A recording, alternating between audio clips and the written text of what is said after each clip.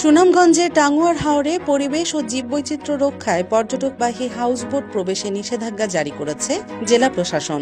২২ June রাতে routine দায়িত্বরত জেলা প্রশাসক মোহাম্মদ রেজাউল করিম স্বাক্ষরিত এ আদেশ জারি করা হয়। এতে বলা হয়, টাঙ্গুয়ার হাওরের জীববৈচিত্র্য রক্ষা ও পরিবেশ প্রতিবেশের ক্ষতি রোধকল্পে টাঙ্গুয়ার হাওরের ওয়াচ টাওয়ার ও আশপাশের এলাকায় পর্যটকবাহী হাউসবোটের গমনাগমন পরবর্তী নির্দেশ না দেওয়া পর্যন্ত স্থগিত করা হলো।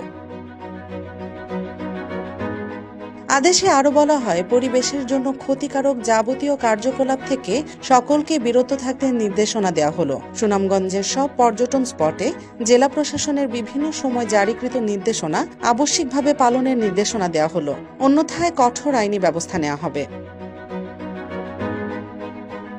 এর আগে ২১ জুন পর্যটকদের ভ্রমণে ১৩টি নির্দেশনা দিয়েছে জেলা প্রশাসন। হাওরের জীববৈচিত্র্য রক্ষায় এসব নির্দেশনা পালন করার জন্য শনিবার সকালে সুনামগঞ্জ জেলা প্রশাসনের ভেরিফাইড ফেসবুক পেজে নির্দেশনা দেওয়া হয়েছিল।